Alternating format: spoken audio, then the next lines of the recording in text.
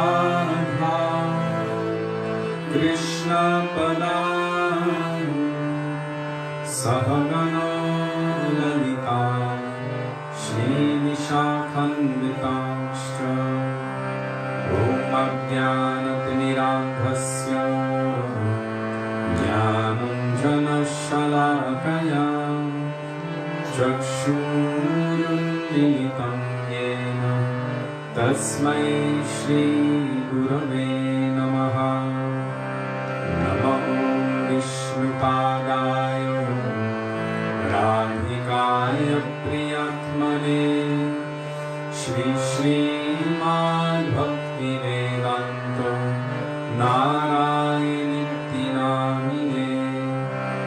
Shri Krishna Leela Katane Sudaksham Odarya Madhurya Gunayashta Yuktam Varam Varinyam Purusham Mahantam Narayanam Tvam Shirasha Namami Tridandinam Bhakta Shiromanim Cha Shri Krishna Pada Juditaika Hriddi Chaitanya Leelamrita Sarasaram Narayanam Tvam Satatam Prapadye Namaho Vishnupadaya Krishna Presthaya Bhutale Srimate Bhaktivedanta Swami Nityanamine Namaste Saraswati Deve Gauravani Pracharine Nirvishesha Shunyavadi पाश्चात्यदेशतारिणे नमो विष्णुपादाय गौरप्रेष्ठाय भूतले श्री श्रीमद् भक्तिप्रज्ञान केशवयतिनामिने अतीमत्यक्षरित्राय स्वश्रितानञ्च पालिने जीवन्मुखे सदर्पाय श्रीनाम प्रेमदायिने नमो विष्णुपादाय कृष्णप्रेष्ठाय भूतले श्रीमते भक्तिसिद्धान्त सरस्वतीति नामिने श्रीवर्षभानवी देवी दयिताय कृपाभये कृष्ण सम्बन्ध विज्ञान दयिने प्रभवे नमः माधुर्योज्ज्वल प्रेमध्य श्रीरूपानुगभक्तिदा श्रीगौरकरुणाशक्ति विग्रहाय नमोऽस्तुते नमस्ते गौरवाणी श्रीमूर्तये दिनतारिणे रूपानुगविरुद्धाप सिद्धान्तध्वन्तहारिणे गो गौरकिशोराय साक्षात् वैराग्यमूर्तये विप्रलम्भरसम्बोधे पदम्बुजायते नमः नमो भक्तिविनोदाय सच्चिदानन्दनामिने गौरशक्तिस्वरूपाय रूपानुगमपरायते गौराविर्भावभूमेस्त्वं निर्देष्टा सजनप्रिय वैष्णव सर्वभौमश्री जगन्नाथाय ते नमः वंशाकल्पतरुभ्यश्च कृपासिन्धुभ्य एव च पतितानं पावनेभ्यो वैष्णवेभ्यो नमो नमः नमो महावनन्याय कृष्णप्रेमप्रदायते कृष्णाय कृष्णचैतन्य नाम्ने गौरद्विषे नमः हे कृष्णा करुणा सिन्धो दीनबन्धो जगत्पते गोपेश गोपिकान्त राधाकान्त नमोऽस्तुते तप्तकाञ्चन गौराङ्गे राधे वृन्दावनेश्वरी वृषभानुसुते देवी प्रणमामि हरिप्रिये जयतां सुरतो पङ्गो मम मन्दमतेर्गति मत्सर्वस्वपदम्बोजो राधामदनमोहनो दिव्यवृन्दारण्यकल्पद्रुमदो श्रीमद्रत्नागारसिंहासनस्थो श्री श्रीराधा श्रीनगोविन्ददेवो प्रेष्ठादिभिः सेव्यमानो स्मरामि श्रीमद्रसरसारम्भी मम शिवततस्थितः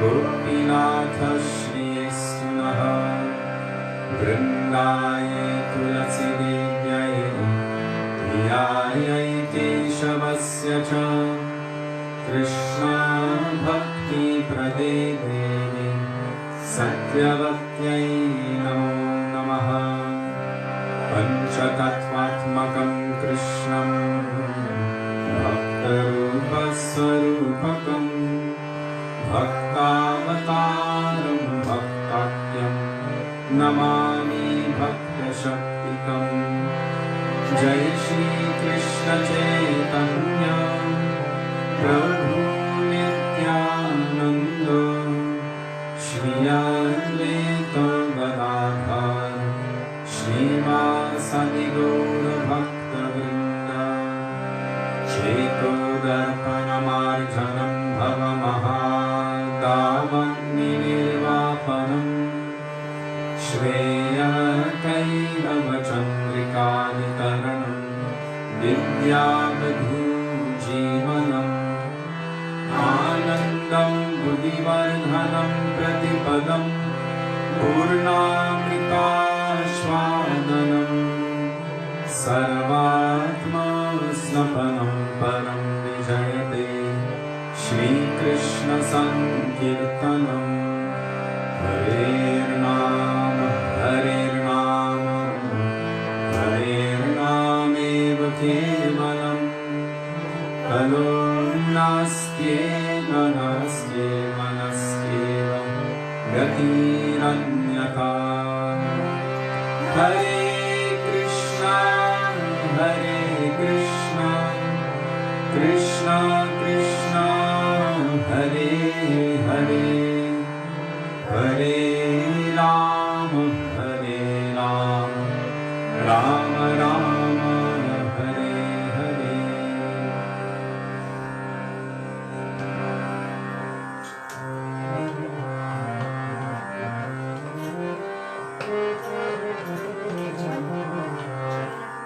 Yes.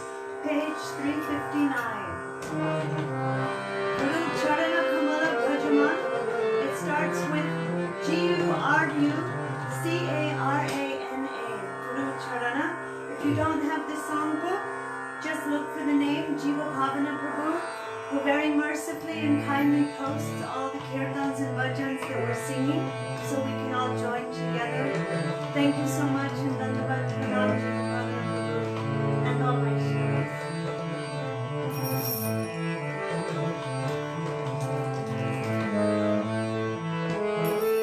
Page 359.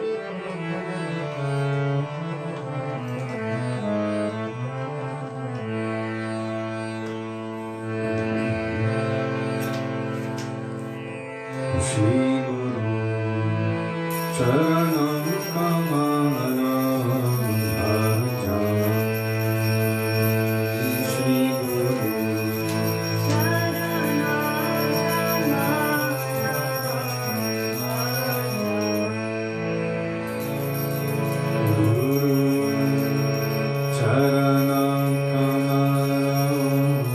Bhaja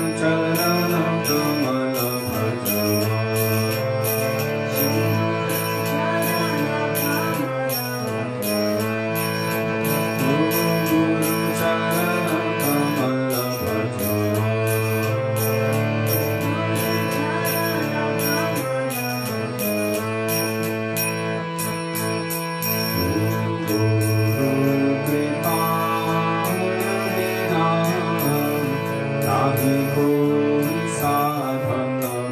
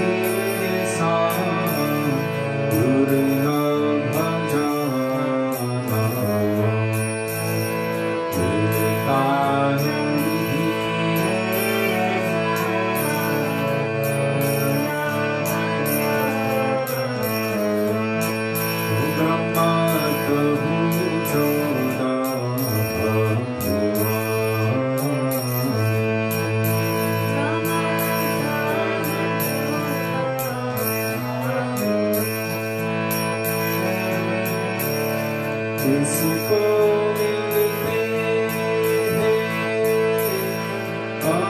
अहोभाग्यों से, किसको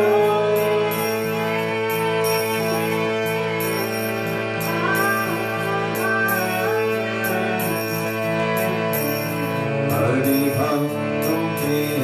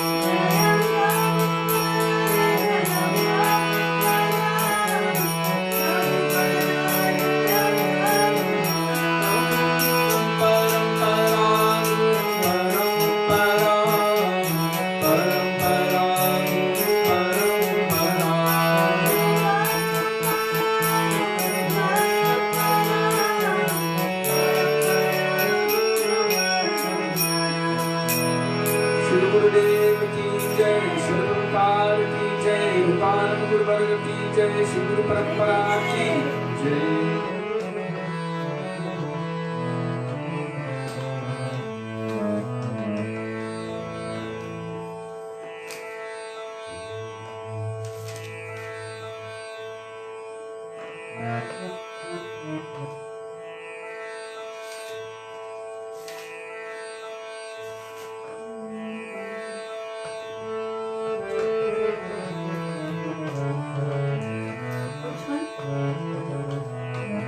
Ohe Vaisnava Thakur, page 39. Ohe Vaisnava Thakur, O-H-E. And if you don't have a songbook, Jiva Pavana Prabhu, is he there? Yes. Dandava Pranam. So he will be posting the bhajans in the comment section of the thread.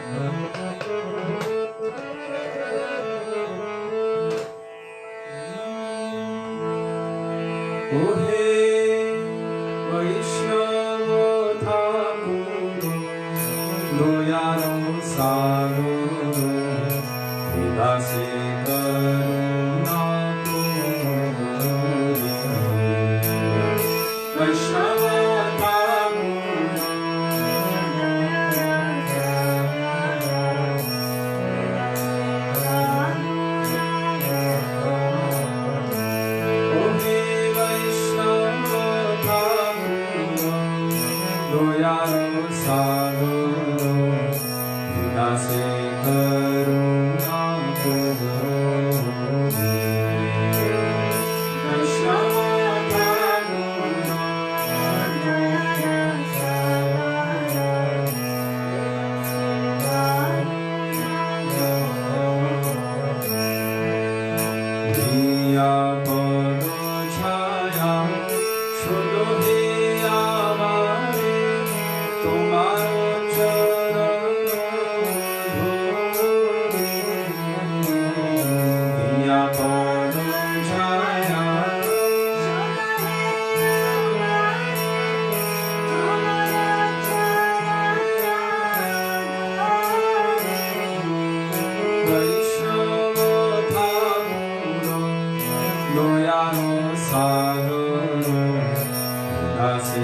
Karo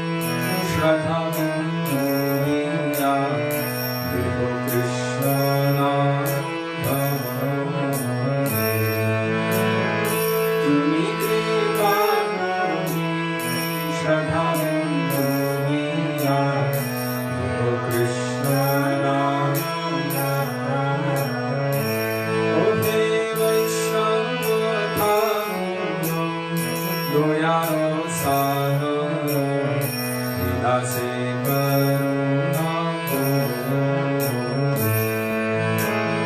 Vaisnava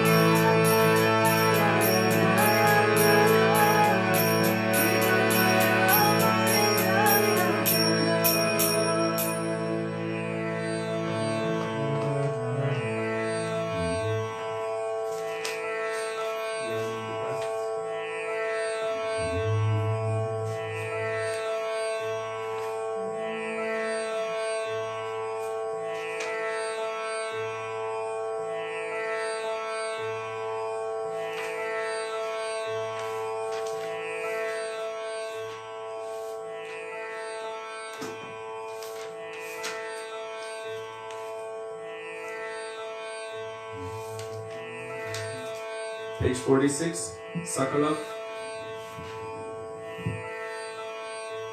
Wait. I'm changing my mind. We just did Sri Rupa Manjaripada, page 50.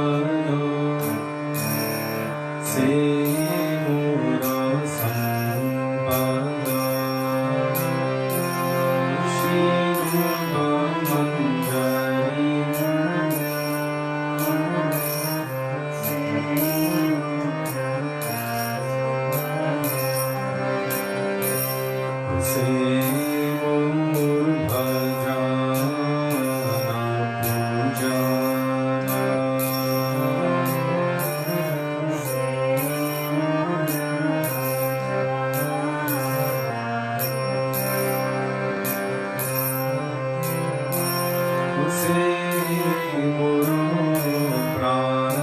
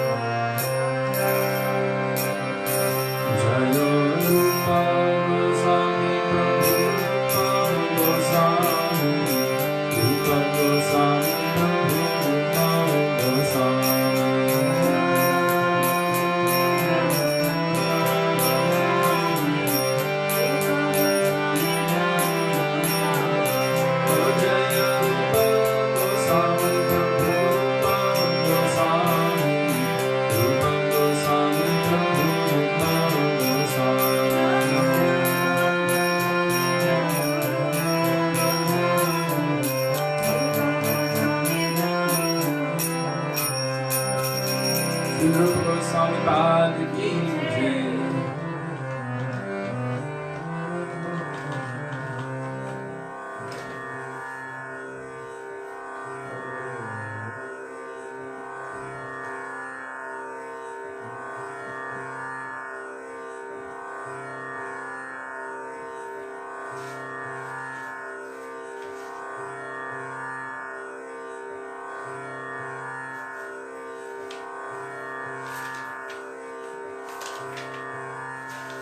Boro Shukir Kabor Gai, page 164.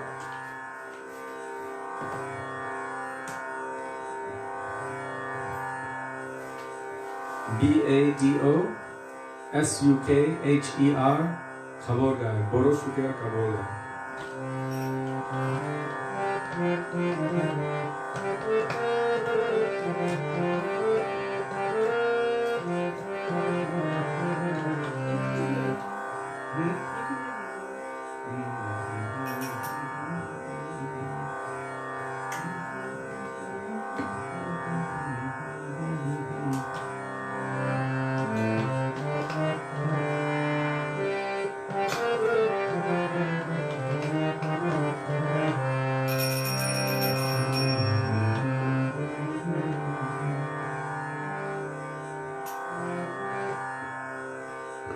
I'm going to do the altar.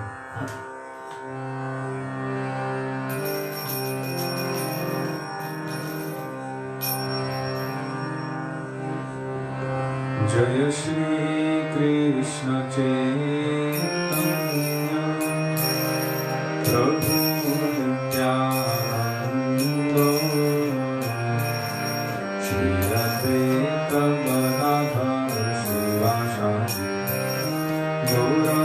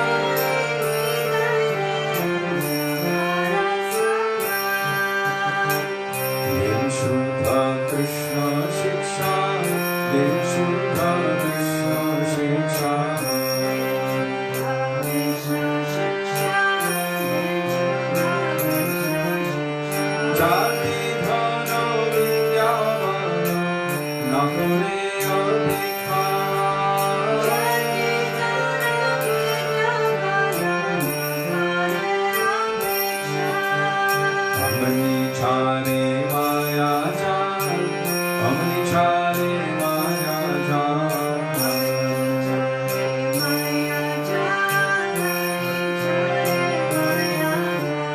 Dihe thaku mone thaku, na thake janjal.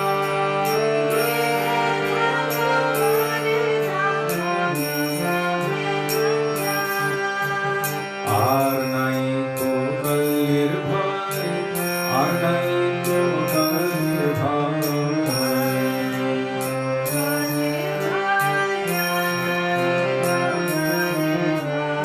Achanda lene naam nikai goya.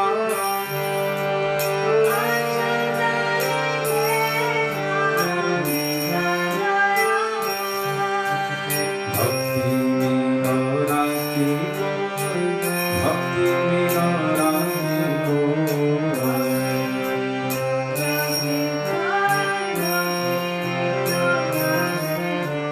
Nitai chande charan bina yaad nahi aasha.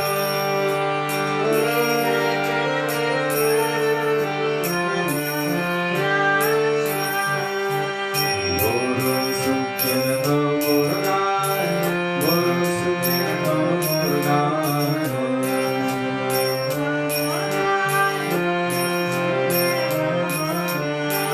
Sudevi chete namer hatu niche. Gurunita,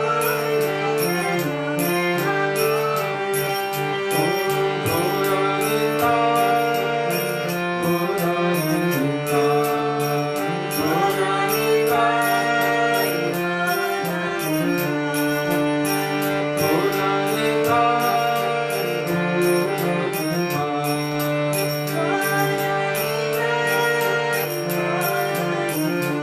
Nitai he, Nitai he, Nitai he, Nitai he, Nitai he.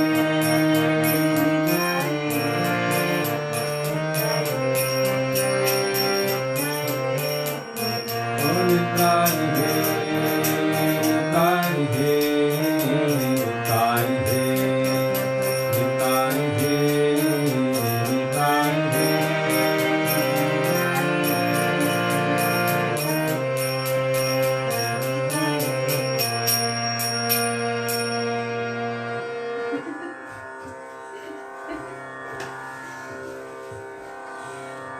Hare Krishna.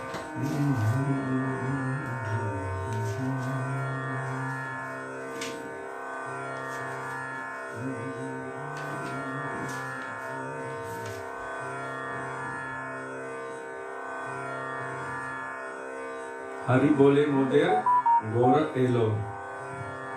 Page 170. 170. Hari Bole Moder Gora Elo. By Srila Bhaktivedanta Thakur.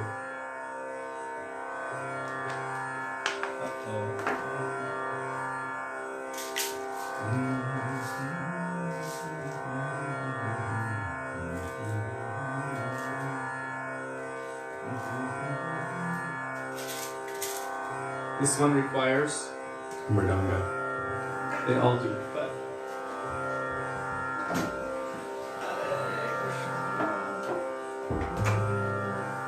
I'll just take one.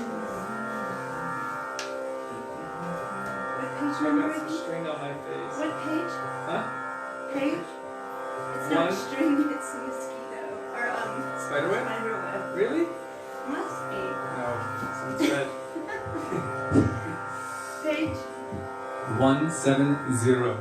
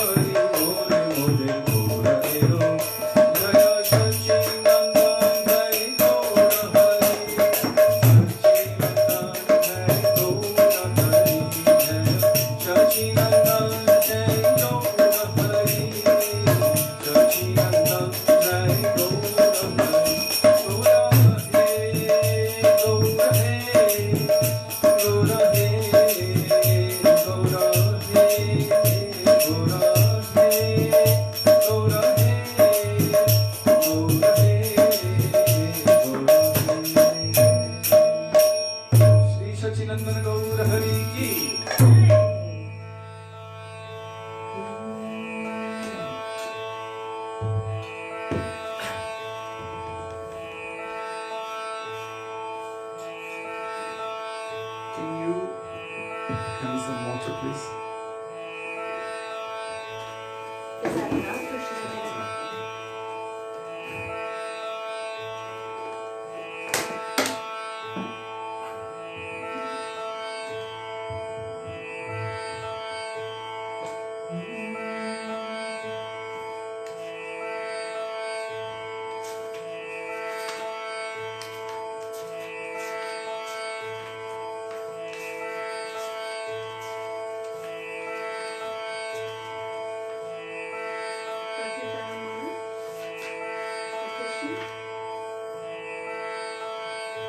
Sure. I feel like I still have cobwebs.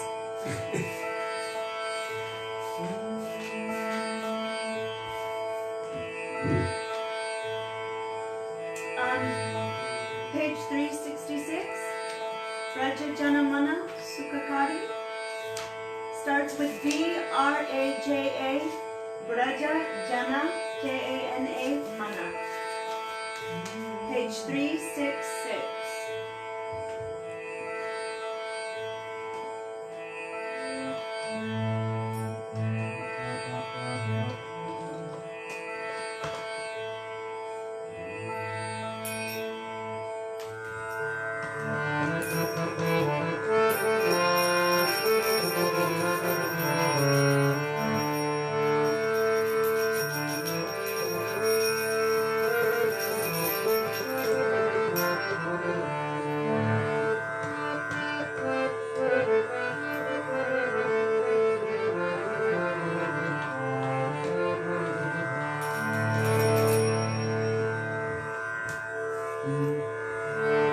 Shri Radhe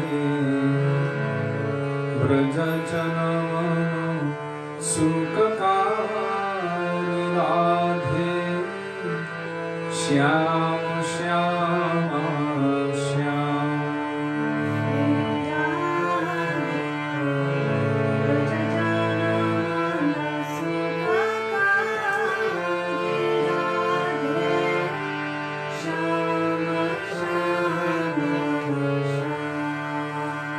Radhe Shyam Shyama Shyam Radhe Shyam Shyama Shyam Radhe Shyam Shyama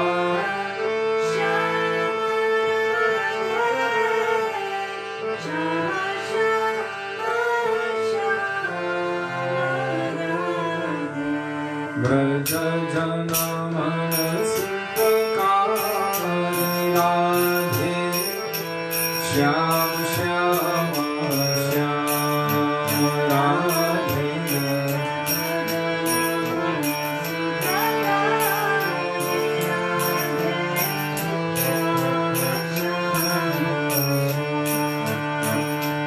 Radhe Shyam Radhe Shyam Radhe Shyam Radhe Shyam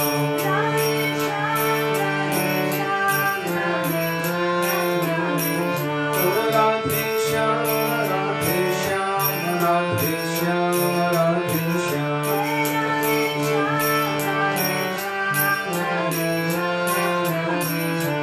Radhe Raja Janamana Sukhakari Radhe Shyam Shyama Shyam Radhe Raja Janamana